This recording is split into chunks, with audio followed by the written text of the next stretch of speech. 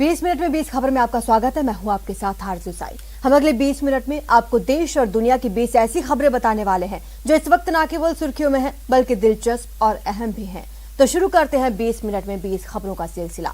सबसे पहले देखेंगे राजस्थान की कौन कौन सी खबर इस वक्त अहम है।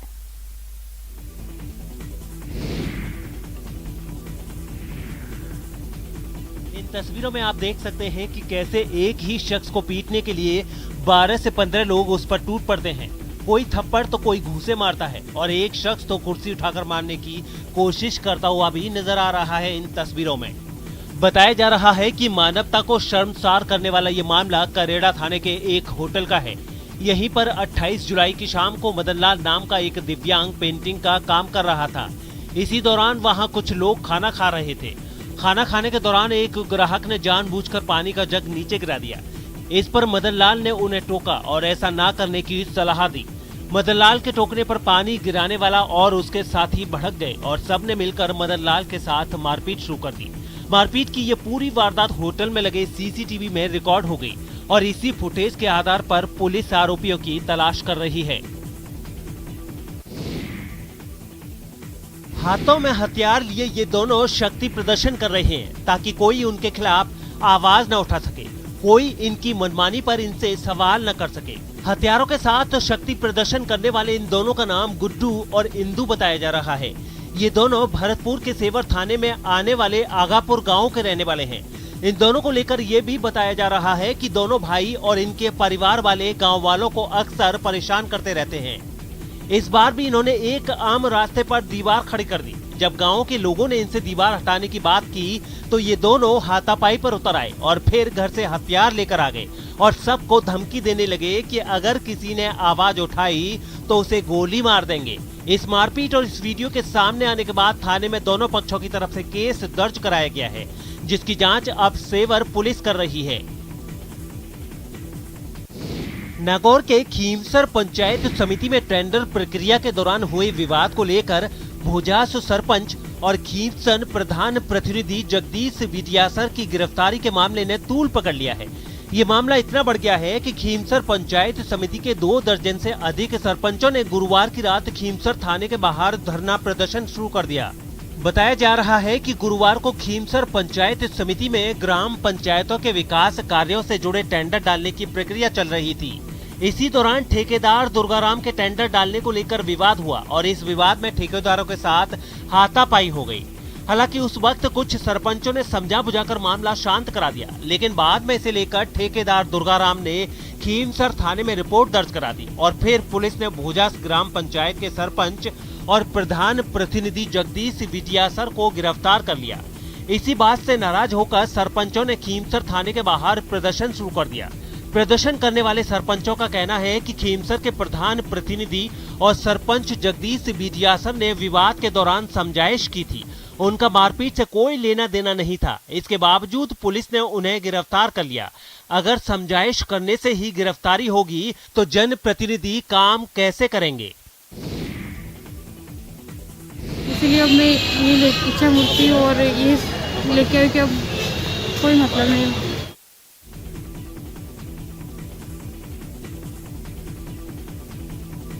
गोद में मासूम, मायूस आंखें, दिल में दर्द, जिंदगी से हार चुकी ये माँ अपना दर्द बयां कर रही है। ससुराल वालों के जुल्म सितम रो रो कर बता रही है। एक बच्ची गोद में है और दूसरी साथ में खड़ी है जो रोए जा रही है। इस माँ को मालूम नहीं कि क्या करे और क्या ना करे। अपने 2 मासूम बच्चों को कहाँ लेकर जाए। हर दर पर न्याय की गुहार लगाई और अब हताश होकर इच्छा मृत्यु की मांग कर रही है। अब क्या चाह रहे हो? अब मैं चाहती हूँ कि या तो कोई कार्रवाई करवाओ अच्छी, या तो मुझे इच्छा मृत्यु दे दे, क्योंकि अब आगे का कोई रास्ता नहीं है। सब रास्ते बंद है, कुछ भी नहीं है, सब खत्म हो गया।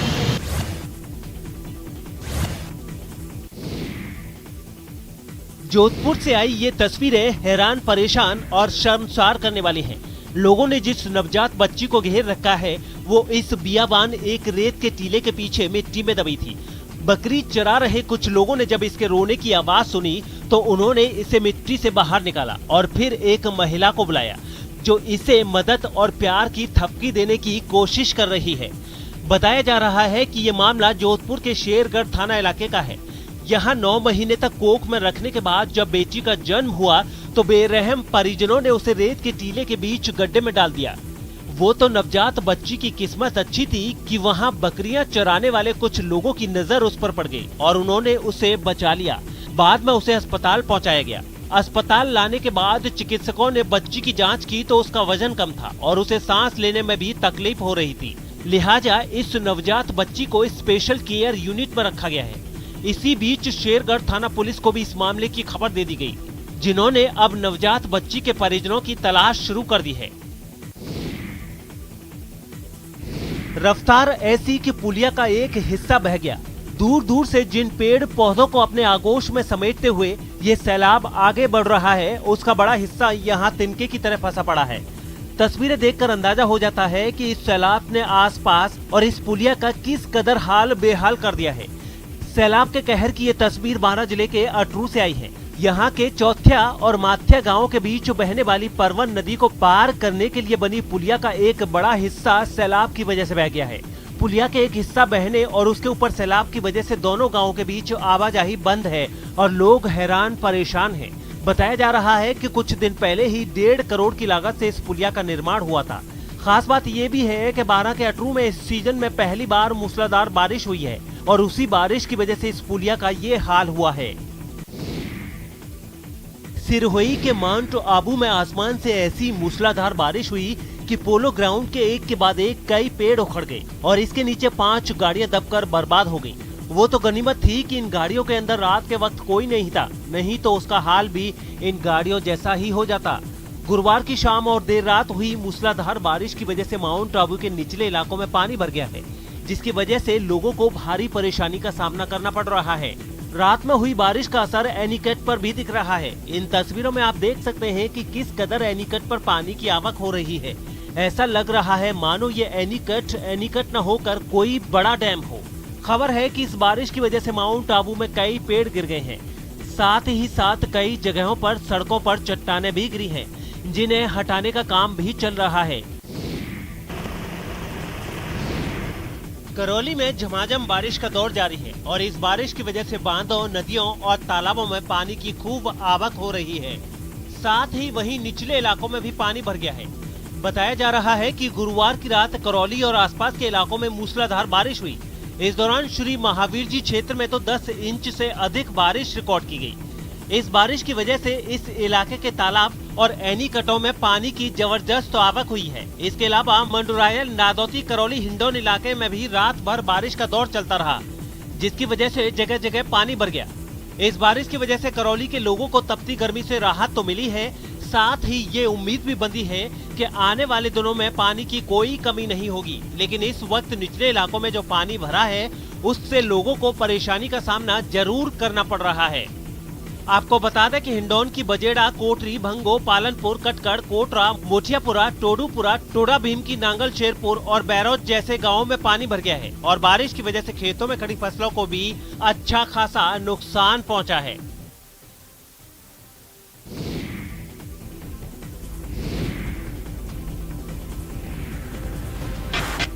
जालोर के जसवंतपुरा क्षेत्र में बने बांडी सिणधरा बांध में कभी पानी ही पानी दिखाई देता था, लेकिन आज यहाँ दूर दूर तक पानी का नामो निशान नजर नहीं आता।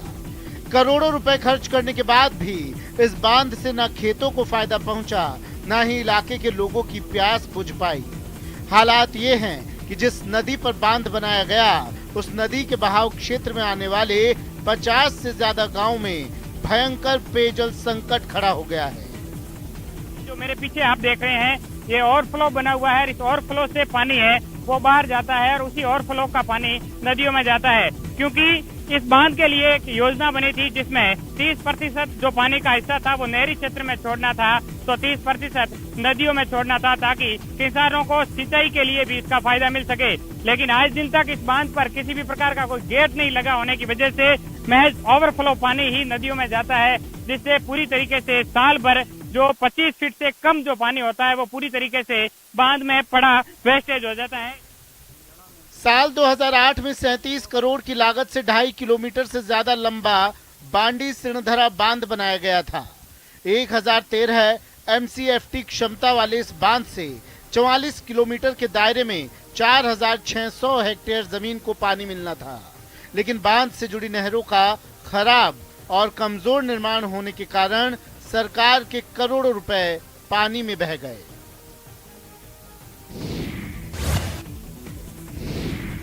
ऐसी कुश्ती जिसने भी देखी दहशत में आ गया। जो मौके पर था वो तमाशा देखने की जगह सुरक्षित जगह की ओर दौड़ पड़ा। उसकी गाड़ियां वहीं थी, उसके होश उड़ गए कि सींग लगे या पैर। गाड़ियों की तो आज खैर नहीं। सड़क पर इंसानों की कुश्ती की ये तस्वीरें भरतपुर के कोर्ट परिसर के बाहर की हैं। बताया जा रहा है कि दोपहर बाद ये दोनों सांड कहीं से घूमते फिरते यहाँ आ पहुँचे थे और दोनों ने एक दूसरे को यहाँ से भगाने के लिए जोर आजमाइश शुरू कर दी। 2 घंटे तक ये दोनों सांड अपनी ताकत का मुजाहिरा करते रहे। कभी एक सांड दूसरे पर भारी पड़ता तो कभी दूसरा पहले वाले पर। और इस 2 घंटे के दौरान यहाँ मौजूद लोगों की सांसें थमी रहीं। किसी की हिम्मत नहीं पड़ी कि दोनों को भगाने के लिए पुरजोर कोशिश की जाए। इस दौरान वहाँ खड़ी कुछ गाड़ियाँ और मोटरसाइकिलों को भी इनके पैर और सिर लगने से नुकसान हुआ। 2 घंटे बाद लोगों के हो करने के बाद ये दोनों सांड यहाँ से भागने पर मजबूर हुए। यहाँ के लोगों का कहना है कि अक्सर यहाँ इस तरह की कुश्ती होती है, लेकिन कभी नगर निगम के लोग इन्हें पकड़कर ले जाने की जहमत नहीं उठाते। और अब देख लेते हैं कुछ अन्य राज्यों की खबरें।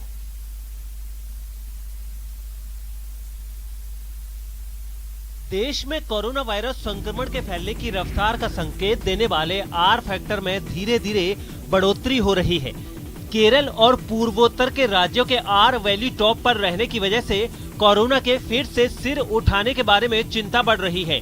चेन्नई के गणितीय विज्ञान संस्थान के रिसर्चर्स के विश्लेषण में कहा गया है कि देश के 2 महानगरों पुणे और दिल्ली में आर वैल्यू 1 के करीब है। आर वैल्यू यह संख्या कोरोना वायरस के फैलने की क्षमता को प्रदर्शित करती है। इस संस्थान के विश्लेषण के मुताबिक जब कोविड-19 महामारी की दूसरी लहर अपने चरम पर थी, तब देश में संपूर्ण आर वैल्यू 9 मार्च से 21 अप्रैल के बीच 1.37 रहने का अनुमान था।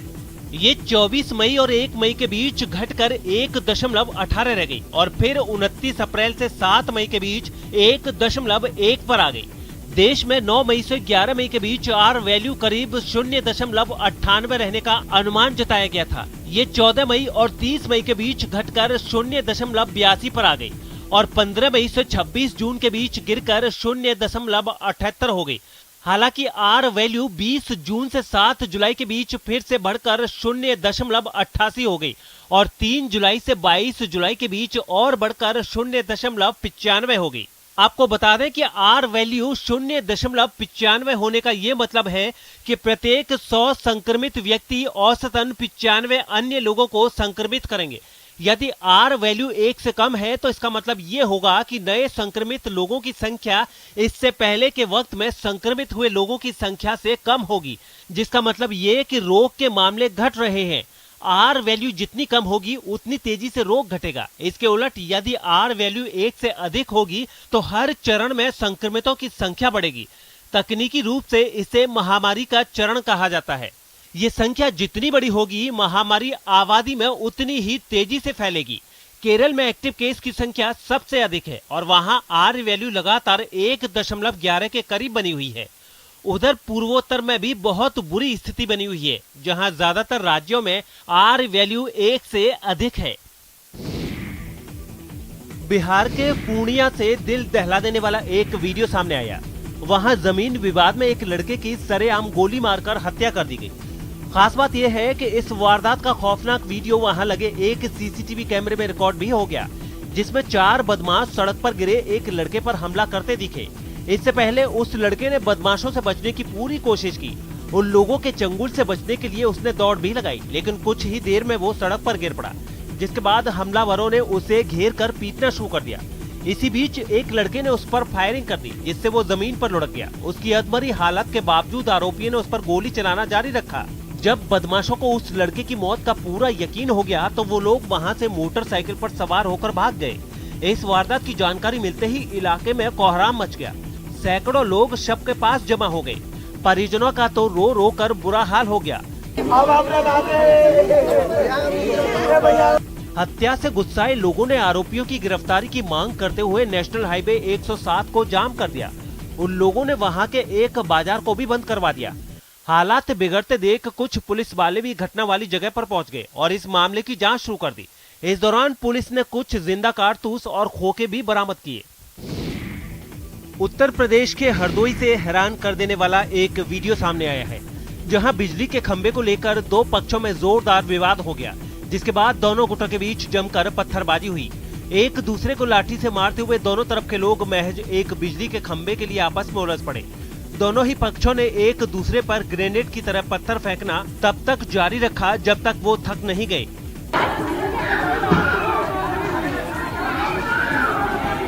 दावा है कि एक पक्ष के घर के सामने बिजली का खंभा लगाने से शुरू हुई बहस देखते ही देखते हिंसक झड़प में बदल गई, जिसमें महिलाएं भी पीछे नहीं रहीं।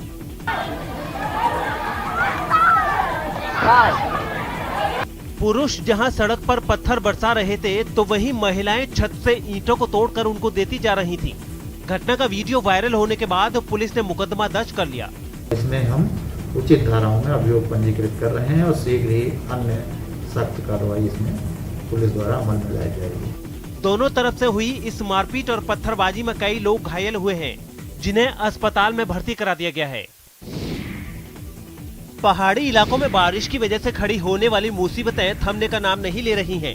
उत्तराखंड और हिमाचल प्रदेश में पहाड़ टूटने की घटनाएं फिर हुई, जिनसे लोगों की परेशानी बढ़ गई, जिसकी कुछ तस्वीरें हिमाचल के सोलन से भी सामने आई, जहां पहाड़ से थोड़े थोड़े पत्थर गिरने के बाद उसका एक बड़ा हिस्सा अचानक अलग होकर सड़क पर जा गिरा।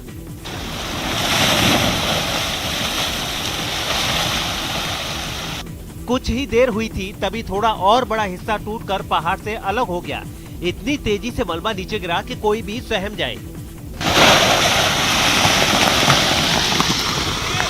पहाड़ का मलबा सड़क पर बिखरने से हाईवे ब्लॉक हो गया, जिसकी खबर मिलते ही प्रशासन की टीम वहां पहुंची और खुदाई करने वाली एक मशीन की मदद से मलबे को वहां से हटाया गया। कुछ इसी तरह के हालात नाहन में भी तब बन गए जब पहाड़ खिसकने से वहां भारी नुकसान हुआ। इस घटना की चपेट में कुछ जानवर भी आ गए। ऐसे में वहां लोगों की भीड़ जुट गई। उन लोगों ने ही मलबे के बीच दबे शवों को निकालना शुरू कर दिया। प्रशासन को तुरंत भेजे ताकि यहाँ मौके पर इसका जायजा लिया जा सके। उत्तराखंड में भी ऐसी घटनाओं ने लोगों की जिंदगी में मुश्किल खड़ी कर दी। नैनीताल में पहाड़ खिसकने के बाद भवाली अल्मोड़ा हाईवे पर रास्ता साफ करने का काम शुरू हो गया। इसके लिए एक मशीन लगाई गई। वहां जिला प्रशासन ने खतरे वाली जगहों पर लोगों को अलर्ट करने का इंतजाम पहले से भी कर रखा है। यहाँ पे लगातार पत्थर गिरते हैं, वहाँ पे या फिर स्लाइड आता है, ऐसे जगहों पर हम लोगों ने बोर्ड्स वगैरह भी लगा रखे हैं। रुद्रप्रयाग में भी पहाड़ टूटने से ऋषिकेश बद्रीनाथ हाईवे पर मलबा इकट्ठा हो गया। धीमे धीमे छोटे छोटे पत्थर मिट्टी के साथ गिरते रहे। उन्हें देखकर ऐसा लगा जैसे पानी के साथ बहती रेत।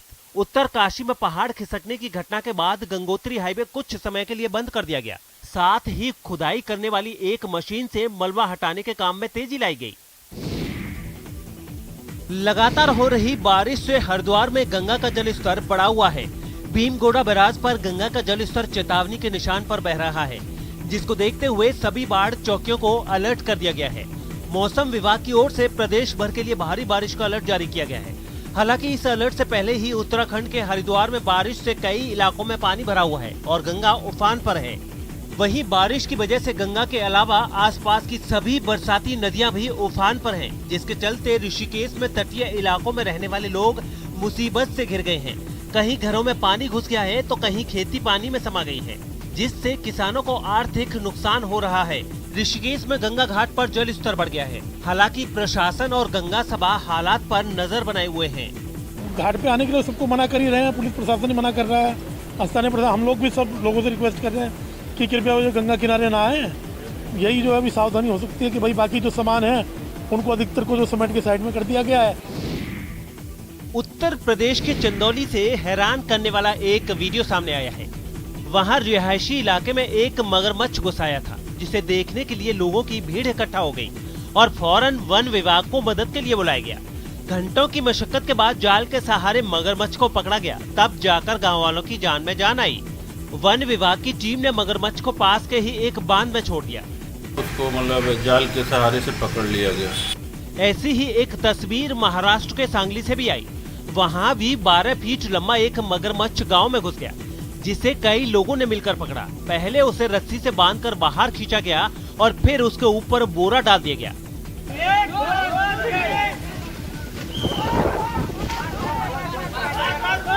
बाद में गांव वालों ने इस मगरमच्छ को वन विभाग के हवाले कर दिया। खास बात यह है कि कई दिनों से हो रही लगातार बारिश की वजह से नदियों और बांधों का पानी खतरे के निशान से ऊपर आ चुका है, जिसकी वजह से पानी में रहने वाले कई तरह के जीव खाने की तलाश में आबादी वाले इलाकों तक आ जाते हैं और कभी कभी ये आम जनजीवन के लिए खतरा भी बन जाते हैं। गुजरात के भावनगर में जंगल के बीच से लंबी कतार बनाकर गुजरते दुर्लभ प्रजाति के काले हिरण हैं। हिरण तेज रफ्तार से दौड़ने के लिए जाने जाते हैं, जो यहाँ नजर भी आया। काले हिरण एक के पीछे एक दौड़ते हुए कुलाचे मारकर सड़क को तेजी से पार करते नजर आए। नजारा भी ऐसा जैसे हिरणों की रेलगाड़ी गुजर रही हो। इस वीडियो में जब हिरण सड़क पार करने के लिए छलांग लगाने लगे तो ऐसा लगा जैसे सड़क के दोनों छोर पर कोई समुद्री लहर आ गई हो। एक के बाद एक हजारों हिरण छलांग लगाकर सड़क पार करने लगे। करीब 3000 ब्लैक बक की लाइन खत्म होने का नाम नहीं ले रही थी। दूर दूर तक हिरणों की ऐसी भीड़ की इनकी संख्या का अंदाजा लगाना मुश्किल था। आपको बता दें कि ब्लैक बक यानी काला हिरण असल में हिरणों की संरक्षित प्रजाति है। इनकी कम होती संख्या को रोकने के लिए 1972 से इसके शिकार पर रोक है। यही वजह है कि सलमान खान ने 1 अक्टूबर 1998 को राजस्थान के जोधपुर में इनका शिकार किया तो जोधपुर कोर्ट ने उन्हें 5 साल की सजा सुनाई थी। इसी बात से समझा जा सकता है कि काले हिरण की देश में क्या अहमियत है। लेकिन हाल ही में जब एक साथ 3000 काले हिरण एक साथ दौड़ते नजर आए तो पहले के मुकाबले इनकी आबादी बढ़ने की चर्चा होने लगी। इस वीडियो ने पीएम मोदी का ध्यान भी अपनी तरफ खींच लिया और उन्होंने इसे ट्वीट करते हुए लिखा, शानदार, जिसके बाद वीडियो को खूब लाइक्स और रीट्वीट्स मिले। ये वीडियो गुजरात के भावनगर से 1 घंटे की दूरी पर मौजूद वेलादार नेशनल पार्क का बताया गया है। और अब देख लेते हैं अंतर्राष्ट्रीय जगत की कुछ अहम खबरें। पोर्ट ऑफ प्रिंस में एक बार फिर सैकड़ों की भीड़ ने अमेरिका के खिलाफ प्रदर्शन किया। इसी महीने हैती के राष्ट्रपति जोवेनिल मोइस की उनके घर में घुसकर हत्या कर दी गई थी, जिसमें अमेरिका का हाथ होने के भी आरोप लगाए गए और तब से वहां अमेरिका के खिलाफ प्रदर्शन जारी है। और इसी कड़ी में वहां के लोग एक बार फिर सड़कों पर उतरे और जोरदार प्रदर्शन किया। इन लोगों ने अमेरिका पर हैती की सियासत को अपने हिसाब से चलाने का आरोप लगाया और जमकर नारेबाजी की। ये लोग जो पोस्टर लेकर वहां पहुंचे थे उनमें भी अमेरिका के खिलाफ नारे लिखे थे। इन लोगों ने हैती में मौजूद अमेरिका के राजदूत का भी विरोध किया। इससे पहले वहां के अंतरिम प्रधानमंत्री एरियल हेनरी ने जल्द से जल्द चुनाव कराने का भरोसा दिया। हेनरी राष्ट्रपति मोइस की हत्या के बाद अंतरिम प्रधानमंत्री बनाए गए हैं। हालांकि इस फैसले के पीछे भी अमेरिका का ही हाथ होने की खबरें सामने आ रही हैं। तुर्की के अंतालिया में जंगलों में लगी आग की वजह से कई घर तबाह हो गए, जबकि बड़ी तादाद में लोगों को इलाका खाली करना पड़ा। बताया गया है कि गर्म मौसम और तेज हवाओं की वजह से आग तेजी से भड़की और उसने जल्दी ही बड़े इलाके को अपनी चपेट में ले लिया। आग की ऊंची लपटों में जंगल के हरे भरे पेड़ पौधे सुलगते नजर आए। आग से उठता धुएं का गुबार इतनी तेजी से फैला कि ऐसा लगा मानो आसमान काली चादर से ढक गया हो, जिसकी वजह से वहां कुछ भी साफ देख पाना नामुमकिन हो गया। वहां से आई एक तस्वीर में कुछ मकान भी धधकते दिखाई दिए। हालात और ना बिगड़े इसके लिए दमकल कर्मी भी जी जान से जुट गए। आग बुझाने के लिए हेलीकॉप्टर की भी मदद ली गई। खतरे को देखते हुए आसपास के इलाकों को खाली करवा दिया गया। इन सब के बावजूद आग से निपटने की सारी कोशिशें नाकाम साबित होती दिखी। आग के घनी आबादी वाले इलाके की तरफ बढ़ने से हालात गंभीर हो गए। खतरे को देखते हुए दमकल की कई गाड़ियों को रिहायशी इलाकों के आसपास खड़ा कर दिया गया। इंग्लैंड के स्टैफर्डशायर से हैरान करने वाला एक वीडियो सामने आया। वहां बारिश से बचने के लिए यूके के प्रधानमंत्री बोरिस जॉनसन को एक छाते से जूझना पड़ गया। बोरिस जॉनसन एक कार्यक्रम में शिरकत करने के लिए स्टैफर्डशायर पहुंचे थे, तभी वहां बारिश शुरू हो गई। इससे बचने के लिए प्रधानमंत्री बोरिस जॉनसन ने अपना छाता खोलना चाहा, लेकिन वो तेज हवाओं की वजह से पलट गया। इसके बाद वो उससे जूझते नजर आए। हालांकि कुछ ही देर में उन्होंने उसे सीधा कर लिया, लेकिन इस घटना को देखकर उनके आसपास बैठे लोग हंस पड़े। बोरिस जॉनसन के बगल में प्रिंस चार्ल्स भी बैठे थे, वो भी हंसने से खुद को रोक नहीं पाए। इसके बाद थोड़ी देर के लिए वहां ठहाके लगते रहे।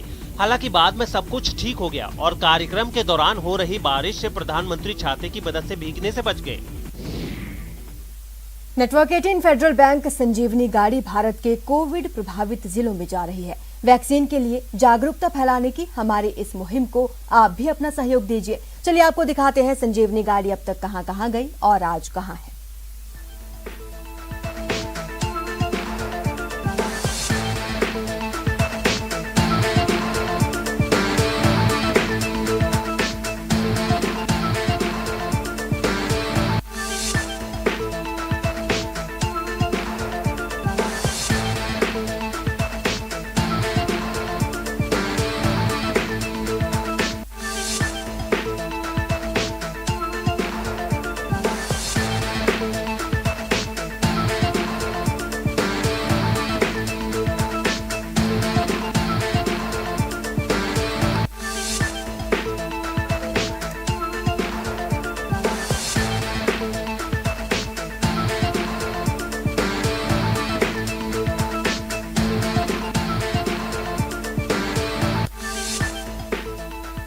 फिलहाल इतना ही। आप देखते रहिए न्यूज़ 18 राजस्थान।